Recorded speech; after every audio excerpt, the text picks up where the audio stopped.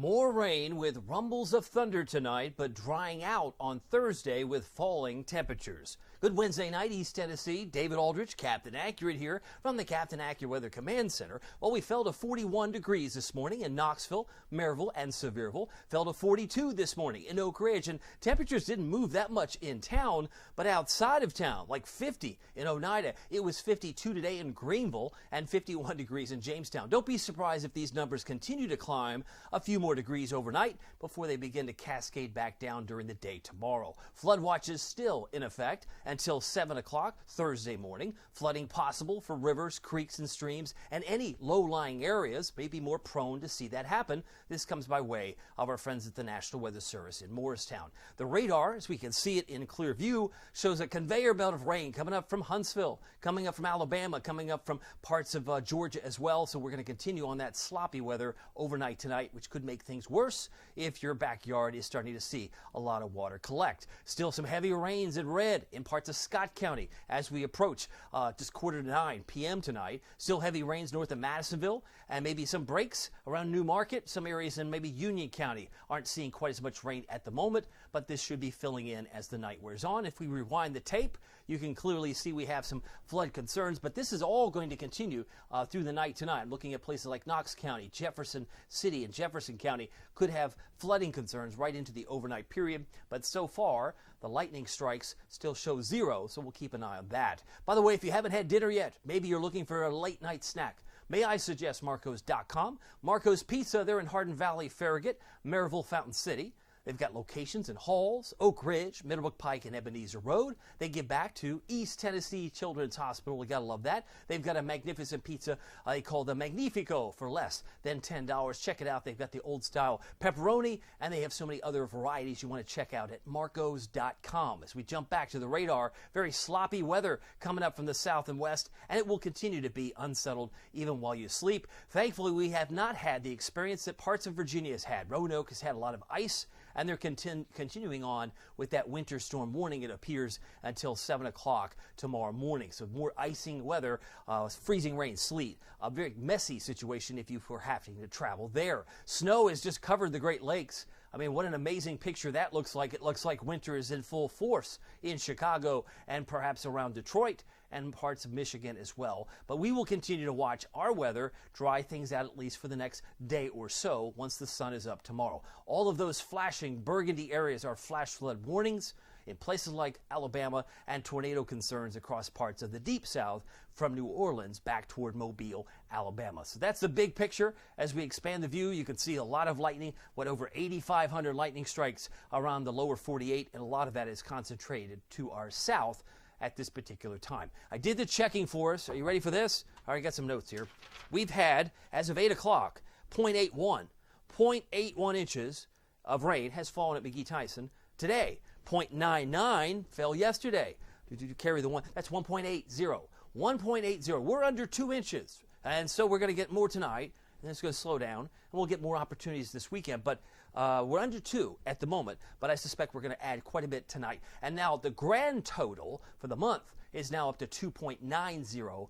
That's nearly 3 inches. We need 4.81 to get back to par, to get back to average for this time of year. And you can see the amount of rain just starts to surge between now and 7 a.m. when it's likely to slow down. The yellow areas suggest 2 inches or more, and that would cover Maryville. That would include Sevierville. This is a cumulative amount.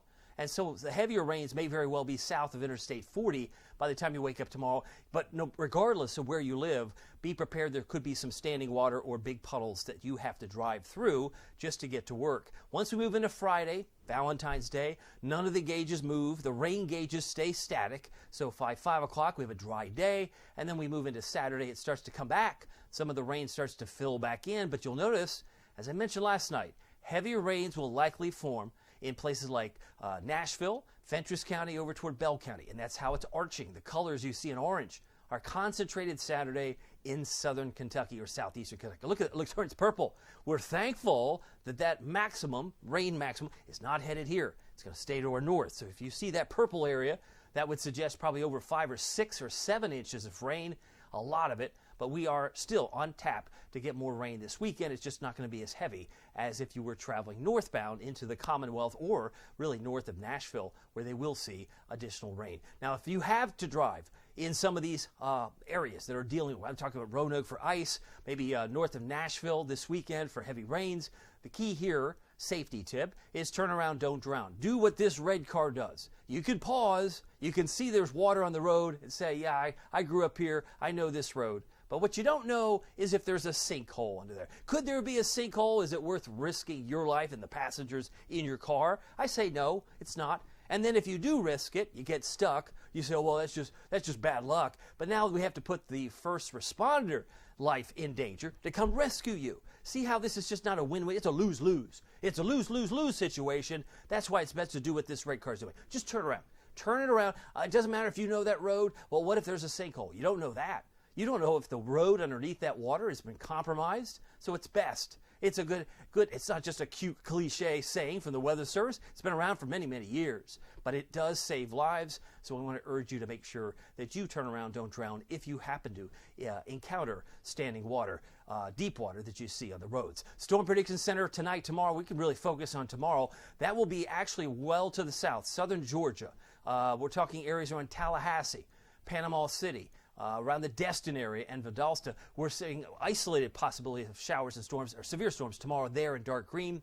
We will be thunder-free and rain-free most of tomorrow as the rain exits to the east rather quickly. So my headlines look like this. Early rain moves east on Thursday. Early highs Thursday should be in the low to mid-50s overnight. But once you get out the door tomorrow and the sun's up, just dress for the 40s because it's going to gradually get colder throughout the day. Mostly sunny with love in the air on Friday. Friday morning, I have us down to about 20. Friday morning, I've got us down to about, 23? That's pretty cold. So Valentine's Day, it's going to be cold in the morning, but it will come back to about, I'd say 49, near 50 on Valentine's afternoon. Rain showers return on Saturday, but the heaviest will be, I think, well to the north of, say, Oneida. Most of it should be in Kentucky. We'll still get some scattered showers. I left it at a 60% chance. Here's the heavy rain tonight in graphic form here. You can see that front coming to town, and it's going to push the temperatures up, and then it's going to go back down. As the front moves to our east, that happens around 2 in the morning.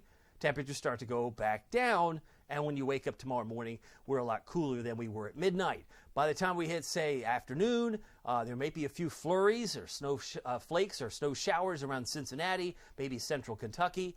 But by the time of the drive home, it's probably bright and sunny for you, and sunglasses will be pulled out. It's going to be a beautiful day, mostly sunny on Valentine's Day, but there is going to be that warm front to watch and heavier rains to come in on Saturday. But most of the heavier rains, I think, will be like this. You see how all that red shows up in bowling green? Isn't that nice? It's not headed here. We'll get some rain, but I left just a 60% chance as the heavy rains eventually come in on Sunday. Sunday I have at 100% chance, and then it could wrap around with some snow flakes. Visibility, not the perfect situation tonight. As of this recording, just before 9 p.m., we have visibility down to about a mile in southern Morgan County, about a mile in Wartburg and Rockwood. This is what the projection from future visibility shows, that we have patches of fog in the mix, so keep that in mind too. So if you're up early or if you work a late night shift, you may be encountering some fog as you drive about. But as far as the visibility, things would start to improve, I think, especially by the afternoon tomorrow, if not sooner. Tonight we're down to 46, but we could rise, I think we will, into the low to mid 50s briefly. That's why I put a rise fall, because the front comes up and it goes back down.